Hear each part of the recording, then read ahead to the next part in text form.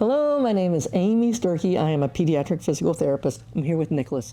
And Nickolas is 10 years old. He's an identical twin, and we're working on arm strengthening exercises. So we're doing full push-ups this time. So I differentiate between full sit-up push-ups where your chest goes down and full push-ups where you just touch your head or your chin. And Nickolas is ready to do them, he says, with his chest touching down. And he thinks it's going to be too hard if he has to just touch his head. It takes a lot more eccentric control. So I want you to lay down on your belly for me.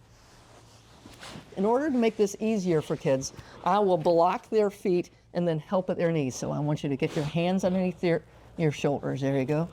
1, 2. And I'm gonna help at your knees. You ready? Can you push up? Go, go, go, go, go, go. Push up. And I'm just trying to help all the way down and up. All the way up. There you go. Give me 2 more like that.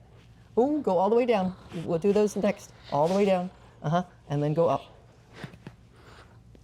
Ooh, that's some good work in it. All the way down. Now this time, let's try 2 where you don't go all the way down. Those are going to be super hard, but I'm going to help you a lot, okay? Ready? Push up.